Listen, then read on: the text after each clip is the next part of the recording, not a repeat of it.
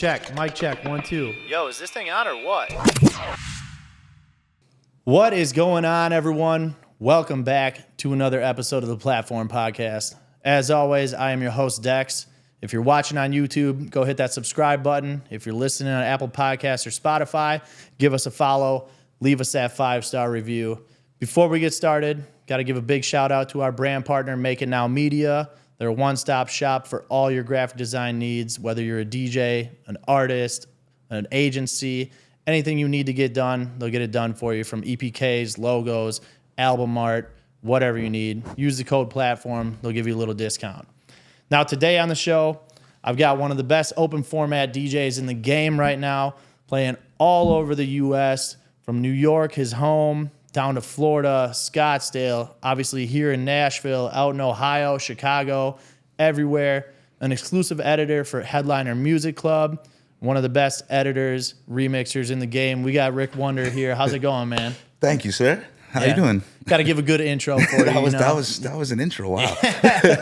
I've done it enough, man. I got it down now. So, but yeah, Ladies happy and to have gentlemen, you no here, man. script either, by the way. That was completely wow. That's off the top of the dome. Yeah. Once you do it that many times, it's easy to get going. So. Yeah. But we got a lot to talk about. I got to thank you for taking the time to sit down, obviously, before we head over to Barstool and go play some music tonight. And Hell yeah. Party and maybe have a couple of drinks, get some food. We'll see what we're going to do. Sips, hit a honky tonk. I love it. Yeah. Let's hit the honky tonk. Yeah. But, I mean, tell everybody about you. I mean, how you got started in this music industry, how long you've been DJing, Sure. where you're from, and just give us a little fun fact about Rick Wonder. Sure. I'm born and raised in New York. Go Yankees. The game's tonight. We got Game 1, man. 45 minutes. Yeah. Born and raised in New York. I've been playing, I'm going to age myself. I've been playing for 20-something years now. Okay. I started with vinyl and then burned CDs and then laptop, and now I bring a USB stick in my pocket. The burned CDs. Hey, there she is. Yeah. Luna's coming out to What's make up, an Luna? appearance. She got to say what's up. Yeah. So. High five. All right. Yeah. Yeah, that's literally how I started. I started before the laptop stuff. I saw the city, from the big house club era. Yeah. Switched to bottle service and everything in between, yeah. Yeah, we got a lot of topics that we got lined up. Obviously, what you're doing in New York, all the edits and remixes that you're making, the creative process that goes into that, being an exclusive editor for a record pool and kind of what goes into that. Your social media marketing and branding yourself, and just how you utilize that for bookings and other things. How that social media presence affects all those bookings. Working with an agency like 4AM, and then taking a deeper dive into some of the edits and remixes that you've made and how they've done, and some things that you've got feedback-wise, and who's played them. So For sure. Let's get into it. yeah, let's talk about it, man. You've been DJing for some time, like you just said, 20 years, aging yourself a little bit. I think my first gig was 01 or 02. Okay. Like my very first, not in the basement of my parents' house. On a flyer, getting $5 at the end of the night. It was 2001, something like that. Yeah. So now you've been playing all over. Your edits and remixes are really out there. Obviously, I mean, I open up Headliner Music Club. You're on the front page a lot of the times. But what's that support like from all these other DJs, where you're getting tagged in social media, I'm sure, from DJs big and small, and so many people from all over the U.S. and probably all over the world are playing edits and remixes by Rick Wonder. So what's that support like? It's kind of overwhelming, and I'm always in shock. The big DJs, I'm like, holy shit, how'd you get that? Mm-hmm. And the smaller DJs, even the local DJs, I'm just super appreciative, that I figured out a way to I guess make my get my style to reach different places. Yeah. That I didn't even mean to become an editor. So the fact that it's kind of taken this path it's fun. It's cool. What do you mean you didn't mean to become one? You never took production in that route where you're this is what I know I'm going to do. It just kind of, you got good at it and end up happening, or what? Yeah, sort of. I always wanted to produce music and my originals and stuff, but not so much editing. The edits were just for my own sets. Okay. And then a couple of years ago, while I was working on my originals, I'm like, all right, well, I want to start putting stuff out there, building on my SoundCloud more, and just being more active, making all these edits for my sets, start sharing them. And at the time, hyped it was becoming really popular, and you can link all your socials and, you know, grow stuff in exchange for putting out your edits and content. And then I put out 1, I put out 2, I put out 3, and then I was getting tagged in support for it. I was like, oh shit. And then before I knew it, you know, so many people were supporting. I'm like, I guess I'll just keep putting more out. Yeah. And then before I knew it, I was putting out like 1 every other week. Okay. How much are you making now? Like for like headliner, like what's like your quota that you have to do for that? So headliner now, I usually do about 8 a month that are exclusive to them.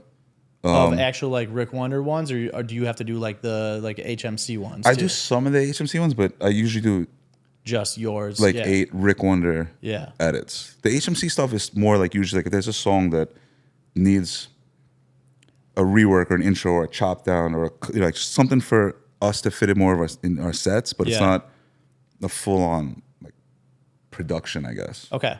You know what I mean? Like my edits, I like to add different risers and claps and like make it unique than just kind of throw in an acapella. Just adding like an 8-bar intro to something that needs but some it. Stuff doesn't need an edit. Yeah. Not everything needs an edit, but it might need a cut down or an intro rework. So I'll do those from time to time. Yeah. Yeah. I mean, that's still a lot of work to do and put in. And then obviously I'm sure you're still, even now, stuff that's not necessarily going on headliner, I'm sure you're still making edits and remixes just for your own specific shows. Yeah. So I try to do 8 edits a month exclusive for Headliner Music Club that are my best edits that I think will work for our open format community and our dance open format. Like the whole new wave of like open format that's not, there's like so many different open formats. Yeah. And then I try to make like an original a month and a couple of remixes a month, whether I release them or put them out or whatever. Okay. And like tonight, I'm going to test out like 4 remixes that are going to come out soon. Yep. That are almost there.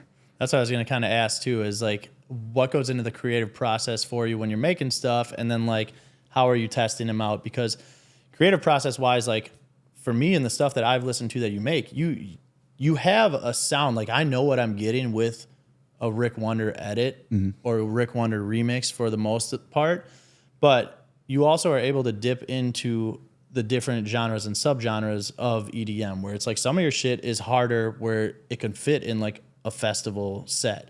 And then some of your shit is more like EDM club friendly edits as well. And then you have like tech house stuff too, where you're able to kind of do it all. When you're making these edits and remixes at your house or in the studio, wherever you're working on them, is that something that you think about where you're like, what crowd am I going to reach out to that's going to play this? Or like, even where do you want to play this? And what goes into your thought process while you're making them? Yeah. So, I mean, I don't want to make an edit unless I would play the edit. Okay. So like making a tone play of, I don't know, something into something like. You're not just going to make an edit just because you know that it's hot and people will download it. Right. Okay. The first is like, do I need this? Like, not a DJ. Like, I'm not speaking for all DJs. Like, do I, Rick Wonder, need this weekend in a set? And if that checks that box, or like, will I need it? I think like, whatever. That's got to be the first box that checks. Okay. And then everything from there will kind of determine what's going on. Yeah. So like over the summer, I did a lot more. I hate to say it because it's so like trend. Like I did a lot more Afro edits. Yeah. But I didn't mean to do like I wasn't like, oh, I'm gonna be. I was playing a lot of outdoor beat stuff and in Montauk and other places where I always want to bring like thanks for saying that, but like my style into everything. So I want to play an Afro set. I want it to be like an Afro Rick Wonder set. Yeah. If it's gonna be just the same Afro shit that everyone's playing right now. Gotcha. I think everybody's always told you got to find your sound in order to make it, and everybody thinks that means synths or bass lines or my sound's tech house or my sound's this. I'm starting to realize that by combining other edits and genres and mashups, I'm kind of developing my own sound that's translating now into my remixes and originals. But it stems from my edits, which is kind of making my sound now. Where now, if you come to a Rick Wonder set, it's predominantly my own edits. So it's almost like I'm playing custom sets now. Yeah. You know, where like you might know this edit, you might know that edit, but hearing them all combined. Like you end up playing more of an artist set now instead Yeah. of just like a, hey, I'm playing this bar. I'm going to play all the shit that that you're going to hear from every other DJ. Yeah, but I think a lot of people think artist sets have to be just your music. Like, but if I'm customizing 2 full complete hours, Yeah. that's my artist set. It's just in a different delivery, I guess. Yeah. Because you can't play 2 hours straight of fucking all your own music. No, not yet. Not yet, yeah. Yeah. What do you, creative process wise, like, are you typically hearing a song and knowing like right away, like, fuck, I'm going to use that beat for something? Or do you hear a vocal of something and you're like, damn, now I got to find, this is the vocal that I want. Now what beat am I going to match this to? That changes per track, but it usually stems from one of those two. It's either like, fuck, I got to play Titanium again. All right, let me flip this so that if you heard me last week, it'll be different this time. Yeah. And then there's other stuff where like a knock 2 dash star beat. The drop, like the one knock that you 2 just drop, made? which Okay. I love. Maybe I just want something, a new twist on that, you know, pre-drop, like the vocal or vocal I haven't used in a while. Yeah. Or something. Like the one I just did, I'm playing tonight, it's Safe and Sound. Yeah. John Summit instrumental goes into Dash Star. I literally made that because I'm like, damn, I want to play Safe and Sound. Because you know it's a familiar vocal where it's like, all right, cool. Like people will sing that part, and then once it gets to Dash Star, then it's like, cool. Now I got something hard where I can hit the fucking cryo. I can do all that, and just let the people really get into it more. Right. Yeah. Yeah. So it's just, I don't know. That's kind of the process behind it. I wonder, like, because I feel like everybody's different, but yeah, you gotta either kind of work one or the other. So it's always interesting to me to see how people's brains work, and they're like, for sure. You hear something, you're like right away when we were listening to shit earlier, and you're like, oh, yeah. you're like, I already know I'm gonna use that instrumental for something. Yeah. Because you just hear it and you're like, oh, I can make that into something, and then it's a matter of where it's the vice versa for that, where you're like, now I got to find a vocal that fits. Right. For it. Right. Because it's crazy. It's usually the songs that have awesome drops. The vocals don't take off as much. Yeah. Or they like you'd have to really be like that artist's fan to know the words to those lyrics. But that doesn't mean it's a bad song. It's just it's so niche maybe sometimes. But the drop could be so big for so many things. You know. Where then if you attach it to a vocal that people have like more ties to, vocal, then that's where it really takes off. Right. Because then they're like, oh, I love this.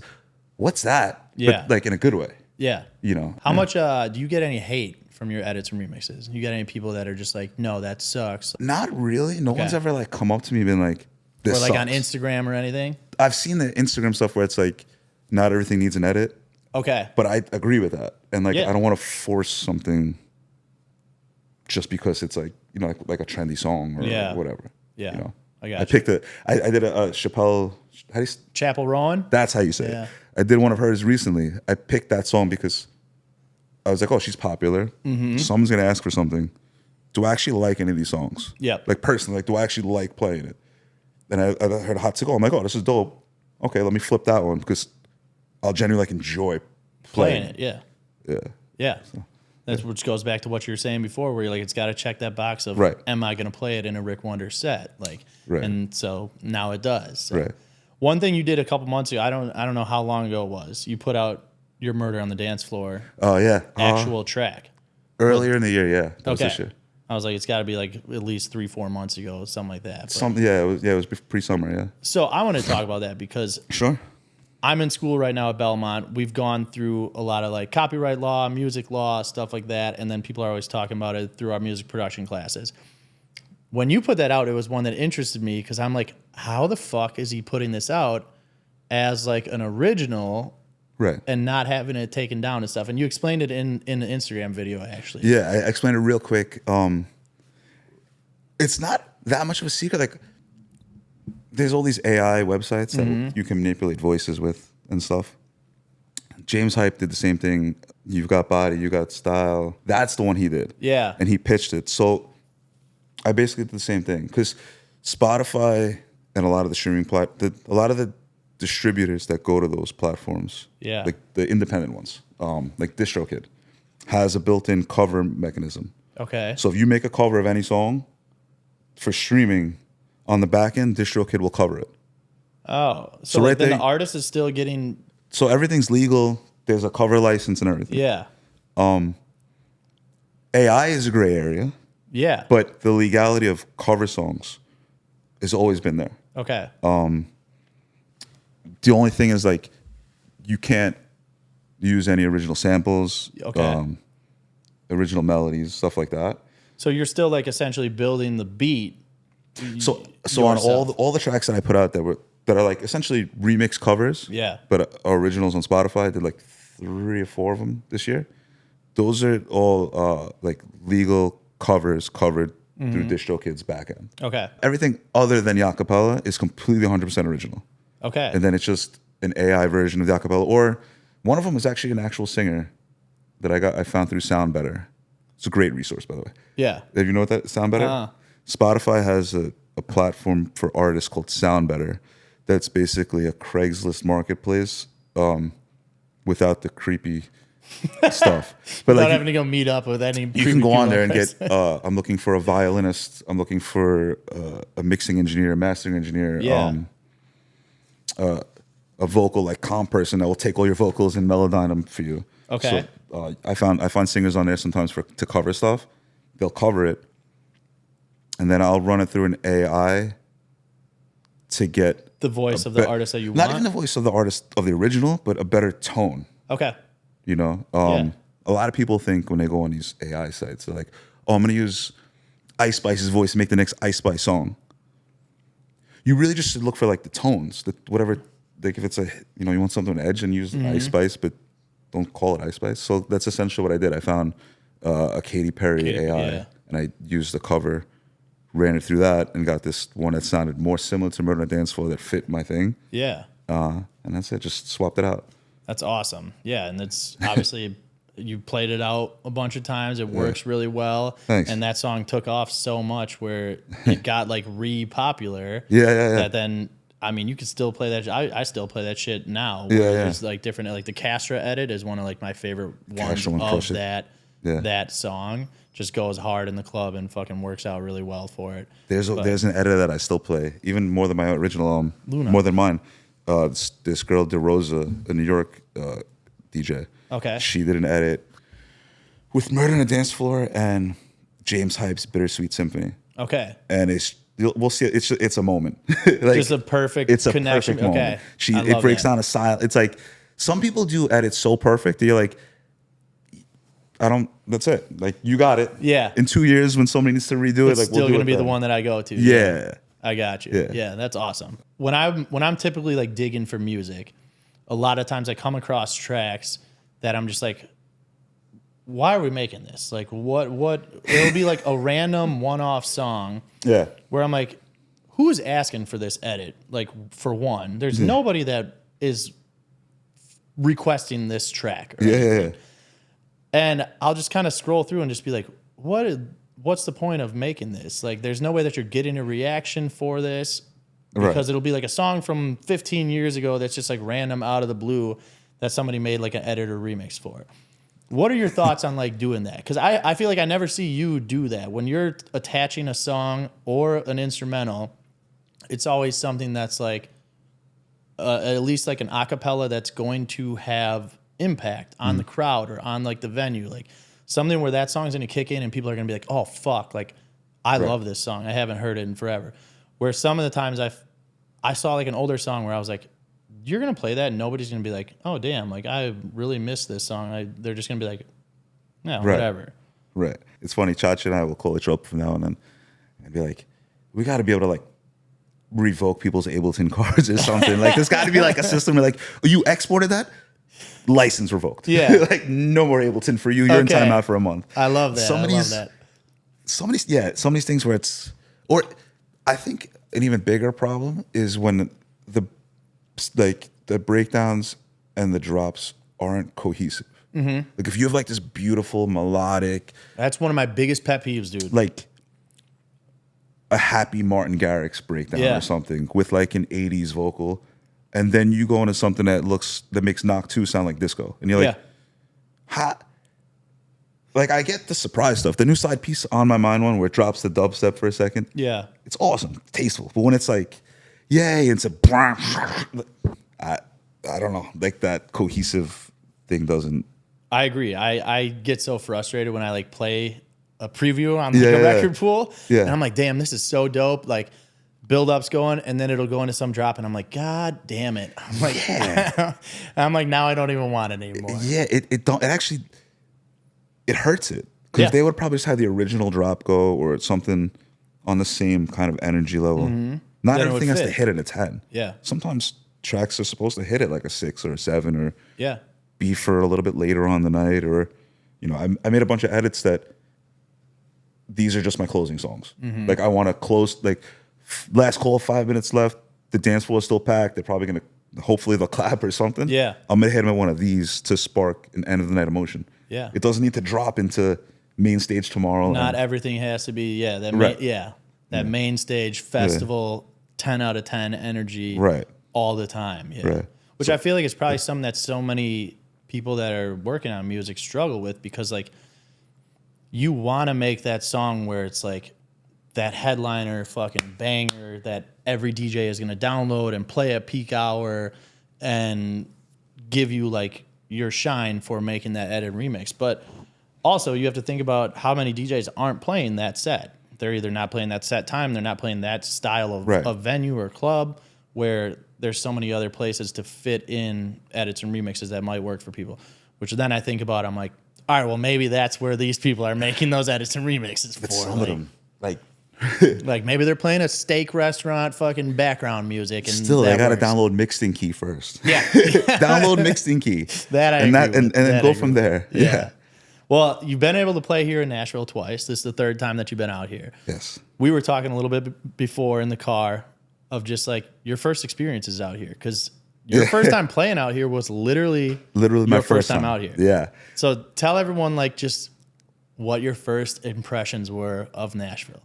So the first time I literally get off the plane, get an Uber, go to the hotel, and it's on Broadway. Yeah. And I didn't know where Broadway was. You had like no idea anything nothing about Nashville. Okay. I know completely blind. I know that it's like the country music capital. I know that it's a fun time.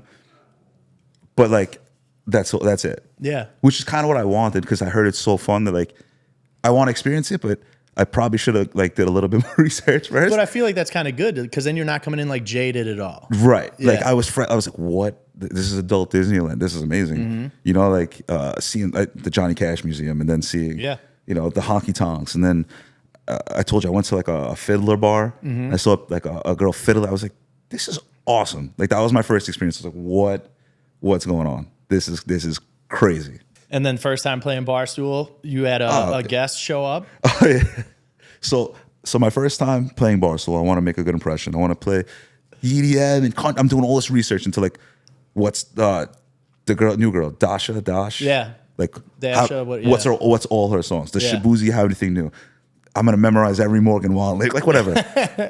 And then a half hour or an hour into my set, they're like, yo, Bad Bunny's here. I'm like, yeah, okay. They're like, no, he's right there. Can you play some Latin? I was like, oh shit. I'm like, all right. To 360 everything. Yeah. To switch it up, but it was fun. It was a good time. It's funny because you told me like Chris, who's fucking awesome, one of the managers at Barstool, hadn't met you yet, or like hadn't introduced himself, walks up and he's like, yo, Bad Bunny's here, play some Bad Bunny. I thought it was a joke. You're like, what the fuck? I'm at Barstool in Nashville playing country electro edits. The last person I would ever think to show up is Bad Bunny. And like, especially like not knowing that, I would be like, who the fuck is this guy? I was just thrown off. I'm like, and you're on the stage in front of everybody, and his hands up, and you hit the nitrous button or the cry or whatever. And they're like, yo, Bad Bunny's in the corner. I'm like, yeah, and I'm LL Cool J. Gotcha. You know? And he's like, no, he's right there. I'm like, oh, shit. Okay. You're like, well, I'll be damned. All right. Let's go Latin country. Yeah. You know? But no, Nashville is a blast, and that's it's the best. I brought my brother the last time. We spent the whole weekend. We checked out all the places. We had late night glizzies. We had whiskey. It was awesome. And at the end of the weekend, we turned to each other and we go, why do people go to Miami? Not shit up. Miami's great. But it was so much fun. Yeah. It's like a nice breath of fresh air. We got you. Yeah, that's what I meant. Yeah. It's crazy because it's still like growing right now. Like there's so much stuff going in and still opening. Like obviously I think the first time you were here, Morgan Wallen's would have like just been opening up. Oh, it's that new? Yeah. Oh, yeah. I think it opened up like, or they were supposed to open up like Memorial Day in May. Okay. And then like didn't open up. And then I think they opened up like the weekend after or something. Oh, wow. Okay. So like, yeah, they've literally not even been open 6 months yet. Yeah. And then you got like Garth Brooks' bar open. John Bon Jovi just opened. Luke Combs' bar. What was that other one? Chiefs? Eric Church's. Yeah, Eric Church's. Yeah. That's new too. Luke Combs is about to open a bar. Yeah. Bottle Blonde is about to open. Like, there's all these spots. DraftKings I saw on like one of the side roads, right? DraftKings has been open, but they're like kind of got fucked. Like the construction on saw that. Second, they've been doing construction for so long where it's like that's where Luke Combs' bar is going to be, and they just kind of get fucked because then there's Once like it no opens, foot traffic. Yeah, it's like a whole another Broadway, right? exactly. There's so many. It's like basically like for me how I look at it, like Second Street where like Barstool is on. Okay. Yeah. Is about to be a monster. Because that's the same street, just on the other side of the road. Yeah, so it's like Broadway and then Second. And then so like Luke Combs will be on the other side of Broadway. Oh. And then it's like this side of Broadway is Barstool, Bottle Blonde at the corner, and then Riot Hospitality that owns like Whiskey Row, Riot House, all those spots, just bought the parking lot and are about to turn it into another bar there. Which So like rumors are it's supposed to be Post Malone's bar, which would be fucking sick. That would make a lot of sense. That's like the artist that they want to use. Okay. Which would be fucking awesome if Yep. they did like a Riot House, Right. but called it Post Malone's Riot House, which Yeah, fits yeah. like That would for fit his right vibe in. and yeah. Which then you have like truer nightclubs all on that side, where like Right. you have a lot of the honky tonks on like North Broadway, Right. and then you'd have bottled Riot House, Barstool, where it's like if you want to come and get that. Literally that all true, roads like, leading to nightclub. Barstool. Yeah. Yeah. Yeah, which would be awesome. But I did notice that, like, the last time bar hopping, which I can't believe they closed down the whole street and everyone. oh yeah, every Friday, Saturday. It's just a free for all. Yeah. That was awesome. But I did notice, like, even myself, I went to like the Morgan Wallen stuff early, and then it seems like everyone just migrates like to bar stools, like you want the club night. Yeah. Which, I mean, it's awesome. Yeah. It's got the name and they do everything right there. Like the staff there is all fucking awesome. Promo, They're all the everything that best. they do Yeah. is all like great, where it's like you want to come there and party and listen to a little bit different music that isn't necessarily played at like the honky tonks, and you want Right. to get more of that like club style format. It's the perfect place to be. So. It is. And everybody wants to end up there. Like, Yeah. there's only so much fiddling and stuff I can take before Yeah. I'm like, all right, let's go. I'm fiddled out. Yeah. Yeah. Yeah. For you playing all your spots around in different cities, are you typically coming on at like a midnight, or are some of these spots, are you playing the whole night for yourself where you're essentially like opening and closing for yourself? Now, fortunately, I've just been hanging, like hopping off of the main set in most places, in most scenarios where there's an opener or not open, there's somebody else playing, and then sometimes somebody closing. Yeah. As well. Yeah. It's been happening a lot more fortunate for where I've been on lineups like that. Yeah. I do like the open to close sets though. Where you can just build it yourself. Yeah. Yeah. I mean, I've said this before, but I look at them like the gym versus the fight. Okay. You know, you can't just go every night and want to do. Just go fight. Yeah, you gotta go do push-ups and hit the gym, and Yeah. sometimes, especially like locally for me, like some like the shows where I'm playing open to close, it's my time. It's my push-ups. It's my, figure out what works or what needs an edit or what. Yeah. See what a crowd for more than just 90 minutes of hand up with everything set up for you in a way. Like it's kind of a layup. Not it's kind of a layup, but it's a lot easier when you have cryo and LEDs and person hyping up the crowd before you for 2 hours, and in 2 hours And someone's you gonna can just get close on for and you. go in. Yeah. Right. You Yeah. know. I agree. I mean, that's where a lot of times you hear the discussion of like opening being more difficult than like headlining. But it's like I always, for me, liked to like open and close for myself, because then you can set it up how you want, and you have that time where it's like maybe if it's on a slower night or something like that, where it's like cool, I can test out some of these tracks, see Right. the reaction that I get from them, that kind of stuff too. Sometimes you'll know that something you played early, like, oh shit, this is a headlining song Yeah. that I didn't even realize. Yeah. The first time I played Pink Pony Club. Yeah. Somebody asked me for it. I had to have it on my USB. I had like a random edit. I played it, and it was karaoke. I was like, oh my. Who You're is like, this? I'm adding this to late. Yeah. I still say the name. What is it? Chappelle Road, right? Chapel Road. Chapel Road. Yeah. I don't know why I say Chappelle. Like, Yeah. she's It really, looks like it. yeah. But Yeah, I do like closing sets though. I love them. like late night closing, Like late night. Like I played where you can play like Electric Hotel, where you playing like later or no? there. So that first of all, that party was awesome, Yeah. and that place is amazing. That's what I was telling. Like when I saw you book Yeah. there, I was like, oh, dude, he's gonna Zach, fucking right? crush that room. The GM's name. I don't even know who's there anymore. Like I haven't been there Okay. in forever. I played there like pre-COVID, Right.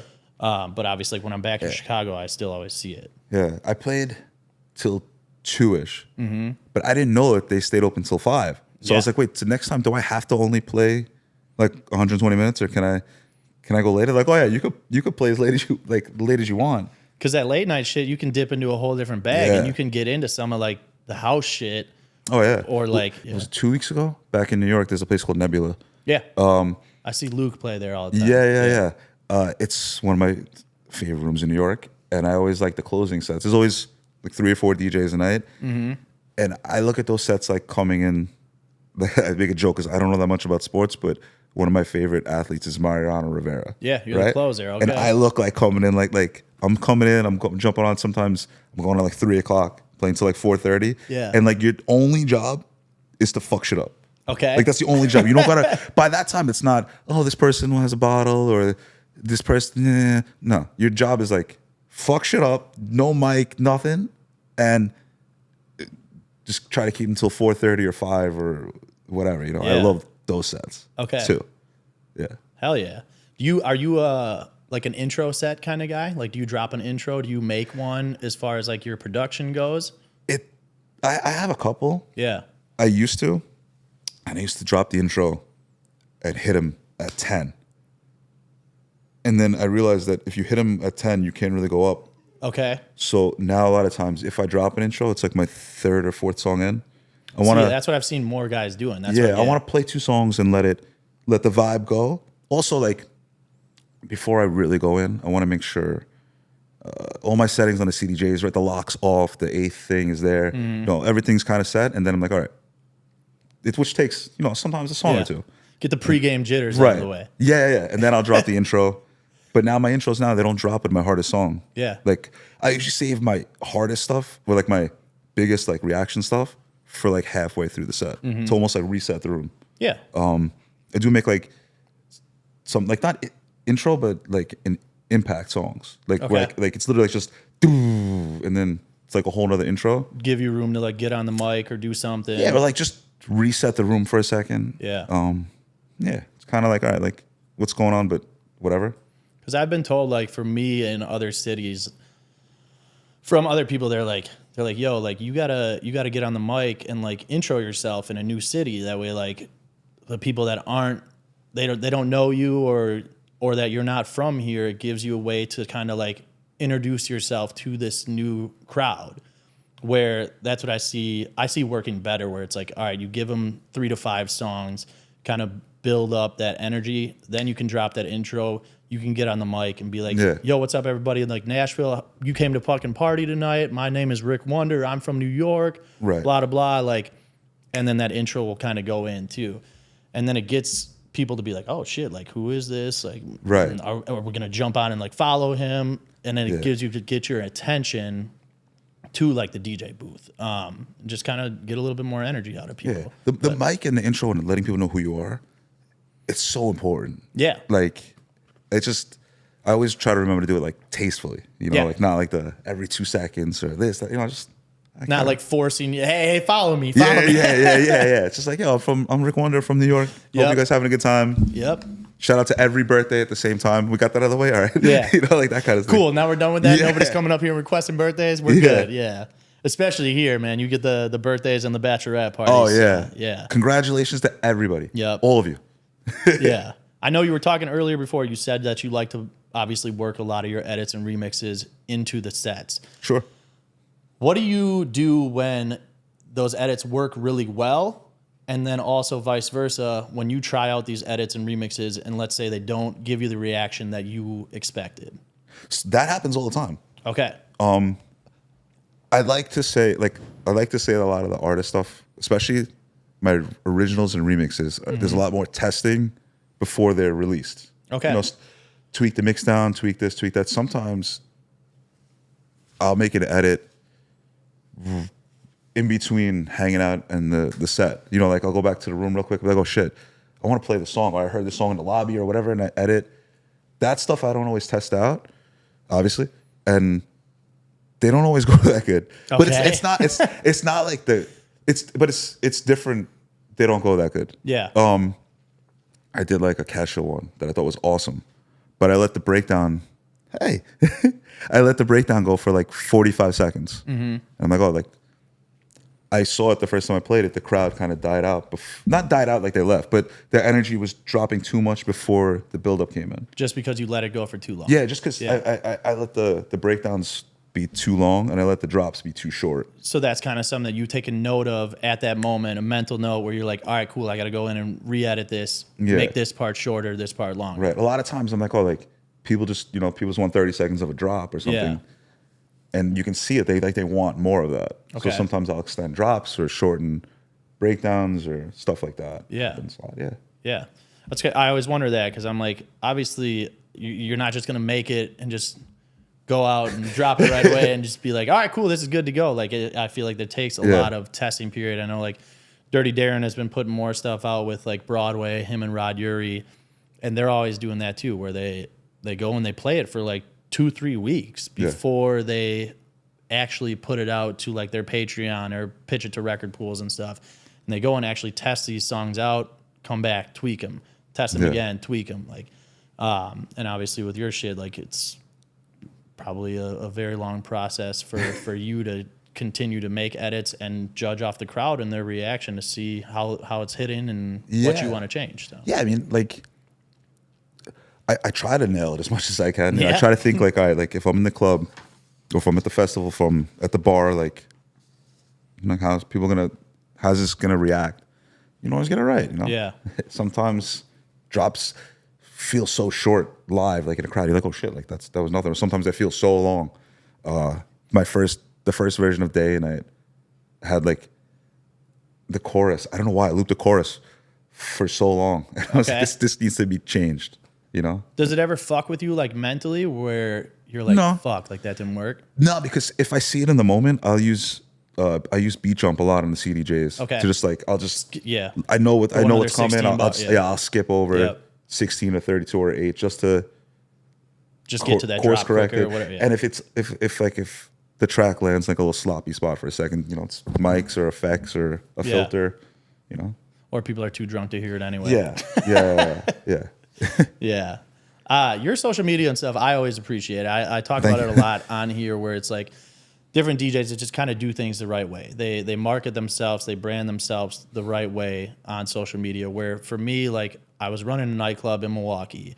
I would do the booking, all that kind of stuff. So as far as the business and, like, management side of things, I still always look at that toward myself as a DJ, but I look at it at a lot of these other DJs too, where I see guys that are doing it the right way and marketing and branding themselves properly.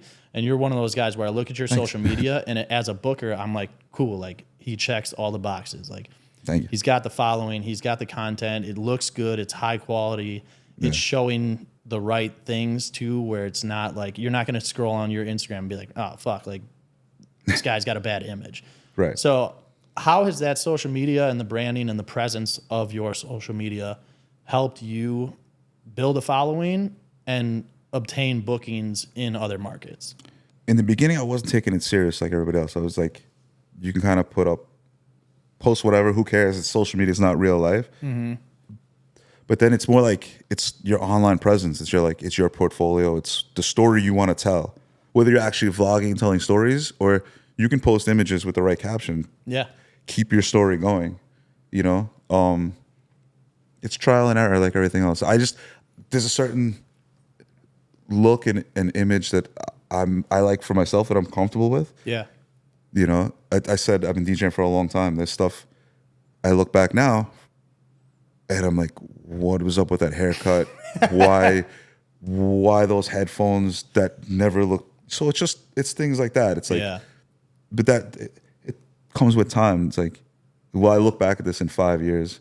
Or, one day if I have kids, look at your dad. I don't want them to look at something And be like ashamed. some cringy. Yeah. I can't do that. So I kind of try to base it off that and just try to tell people my story. Yeah. It's like, if you know me and you've been knowing me for a little while, you'll be happy and you'll be like, oh, like, this is dope. And if you don't know me, you'll like get a genuine me and not like you found me because I did a cringy dance and got a billion views, but now you think I'm that. Yeah. When I'm this. Yeah. It took me a long time to realize. I actually said this, I think today on Threads. I'm like, I'd rather have like 10 likes from people that genuinely like my music and are down with like my stuff versus trying to jump on whatever the most current trend is to get, all the views. Just to go viral. Just to go viral. Yeah. A lot of times that doesn't actually benefit you because you sell your soul to go viral for something that you don't truly believe in or don't want to be like represented with. And now you got 10 million people saw you do that, but the thing you really love, 5 people saw. Yeah. Yeah. I think, it's like sending out a beacon and people that get it, and people that don't, it's okay. Yeah. It's all right. I had a couple people like when I said that you were coming on the pod, I was like, yo, if any DJs have questions that they want asked for them, let me know. One of the ones was what advice that you have for other DJs to improve their social media and their marketing of themselves. Take it seriously. Yeah. Like, DJs are brands, DJs are businesses. Coca-Cola is the biggest soda brand in the world. They still fucking put ads up every day. They still have a TikTok.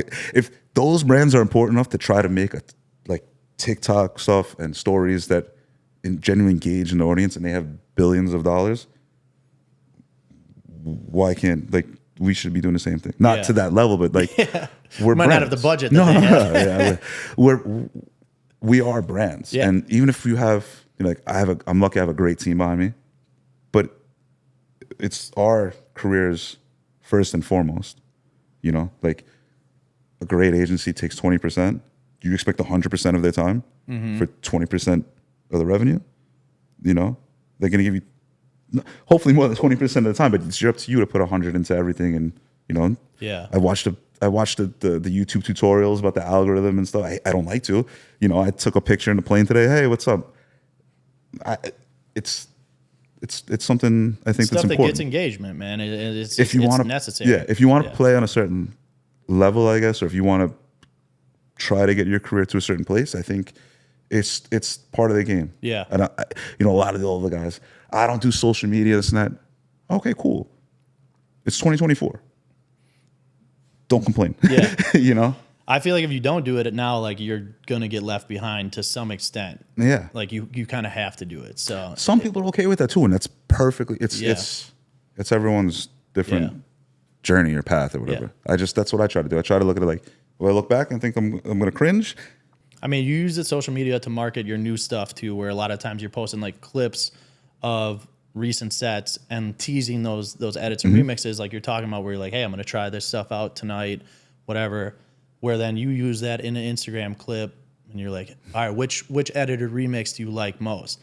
As far as the artist side thing goes, where you are putting out original tracks, you're putting out all these edits, all these remixes, and the popularity that you've gained from your artist side aspect of DJing, how has that helped when people are reaching out to you for bookings, where you're having other people contact you to get you booked, as opposed to like you or the agency having to reach out and kind of pitch you to these venues? I mean, it's still both. There's still places that I want to play so bad that don't even know I exist. Okay. And it's both. And it's great. It feels amazing that venues are finally reaching out to me or to us. One thing we really tried to, it was a conscious switch, I think, about a year and a half ago, to try to push my career in a trajectory where I can play more of what I want and play places where I felt I was wanted and valued, and shy away from the places that might have been a better paycheck or a better look or whatever.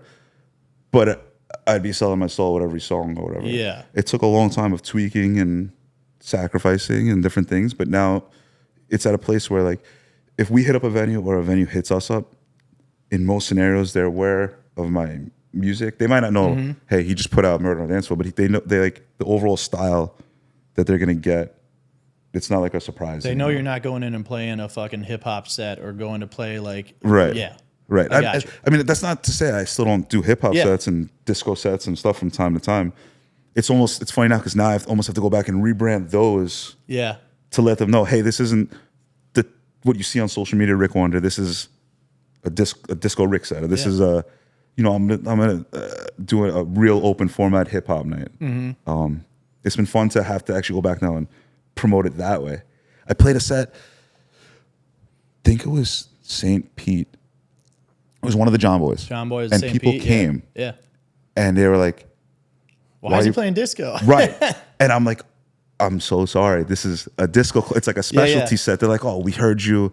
It was like we heard you with Dare. Like one of the big, like, what's going on? I'm like, oh shit. All right. From now on, I put it on there not because I want to like try to flex and make this disco. It's like the people are gonna come. Don't be mad if don't expect this is what this you hear. kind of yeah. Yeah. So it's kind of posting with purpose. Plus, I guess. Disco Rick is just a fucking dope name. So. I had it before Disco Dom. I will say that right now.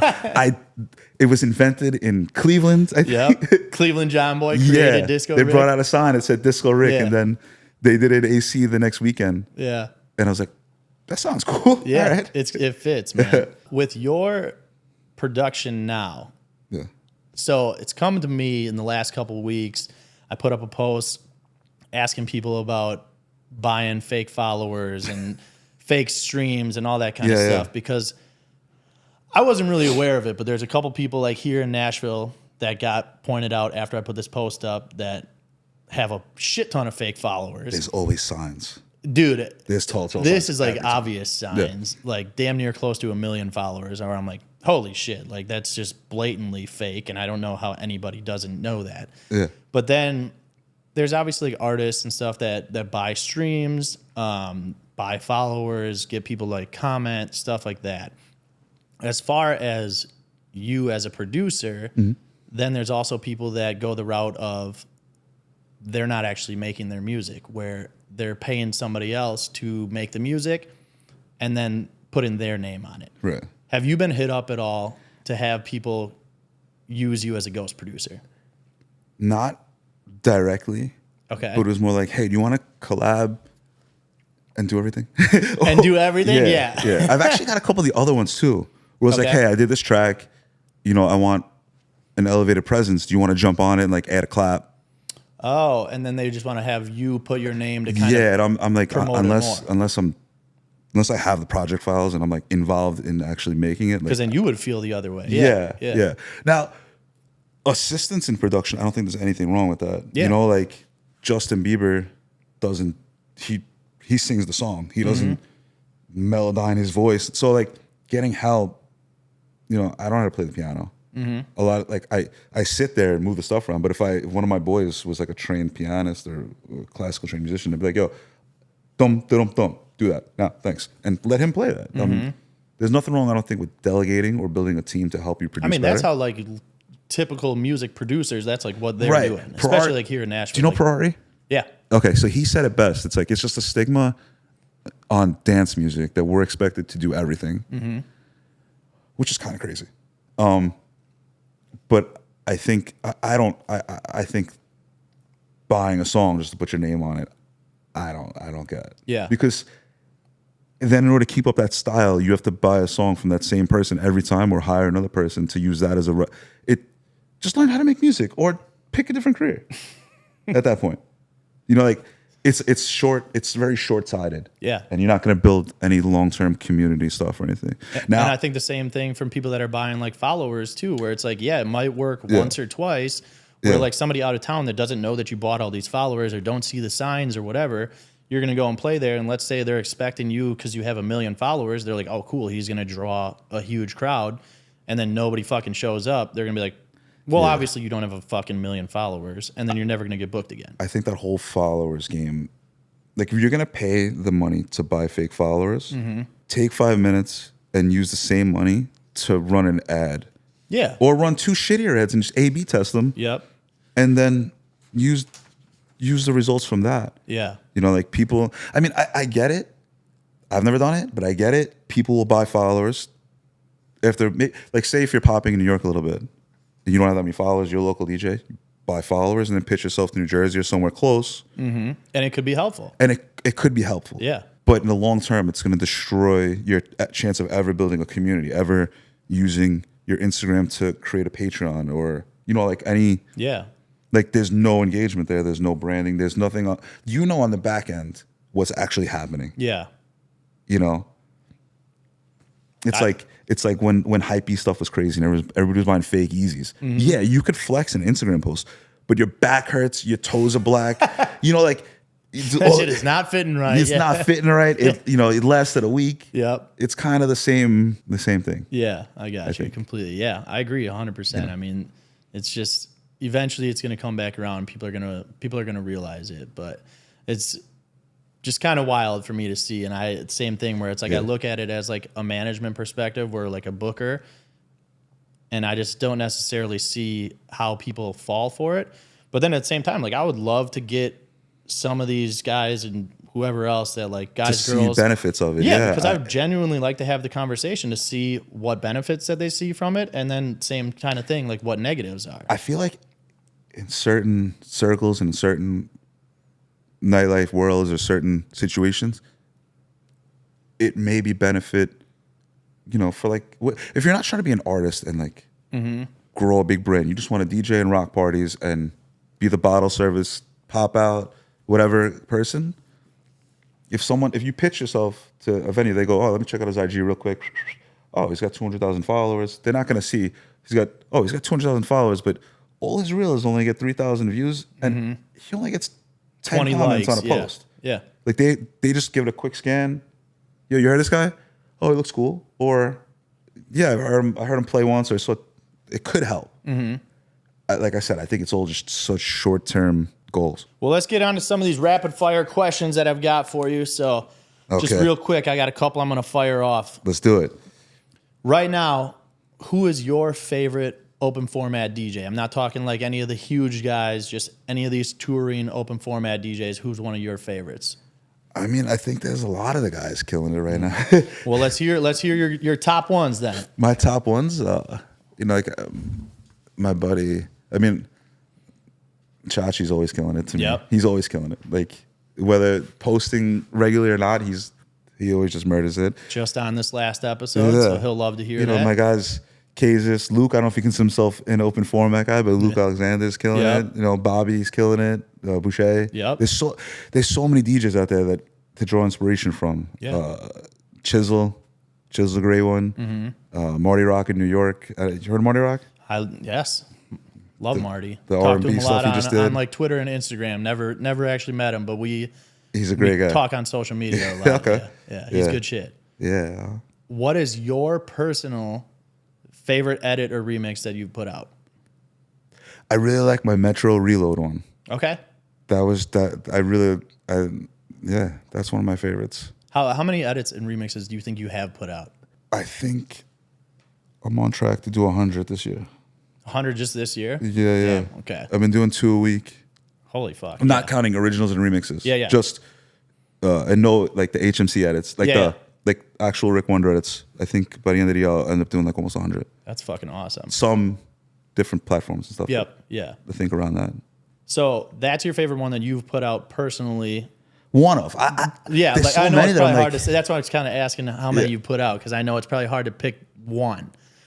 But if that's like one of your favorite ones that you've put out, what's an edit or remix that you put out that received the most support by bigger name artists? The biggest one I would say is Tiesto played my massive Drake remix. Okay. On Club Life and stuff, which I was like, holy shit, that was crazy. But then I had all these other ones where like Segala played one, and Acres Yeah. played one. Medusa played my Anima Rihanna one. Okay. And I was like big names were playing my stuff, and I didn't know. People were texting, were sending to me, or I would find out the bot or the guy from 1001 Tracklist. I get like the tag, like tag you? Okay. in my DM story. I'm like, oh shit, Diplo just played this in Vegas. Or, yeah. It's been happening more and more. But it's different songs every time, or were they a lot of times? It wasn't like that was kind of the cool thing. It wasn't like one song one just got edit played by all took off, and that's my only edit. Yeah. I think it was like a stint where like my Anima Rihanna one got played by these DJs, and Metro Reload got played by these DJs, and then my Day and Night Dom Dollar one got a lot of support, and Rhyme Dust on my mind. Like it was all different edits from different DJs that I look up to. Yeah. So I was like, oh shit, like that's kind of cool. Like they're all kind of supported, not just one specific one. Yeah. But I think Tiesto playing my remix was probably, I was like, holy shit, like, that was crazy. Yeah. That's got to be fucking awesome. Yeah, that was cool. What is a favorite venue or event that you've played to this day? I like everywhere that I'm currently playing right now. Yeah. I'm excited like every weekend. Okay. Like the lineup is strong, the residencies are good, you're enjoying all the spots. Yeah, and it's not even like they all have the right look or anything. They're just fun. Mm-hmm. There's not one weekend where like I get to that city and I'm like, fuck. You know, it's like I love because we've all had those gigs where it's like you're just kind of not feeling going into work that right. night. Yeah. Fortunately, like I was saying back to before, like how Chachi and I and the 4M and the team have like been tweaking and stuff. Yeah. It's to the point now where like I'm excited every weekend. Yeah. That's awesome. Like butterflies every weekend. Like obviously, like Barstool Nashville's awesome. Yeah. I haven't played the Scottsdale one yet. I think I'm playing there in like. They got Gordo there tonight. Yeah, and that Gordo's closing for Nesh. That's what I'm gonna say. That's how I'm gonna put that. Gordo's closing for Nesh in Scottsdale tonight. That's fucking awesome.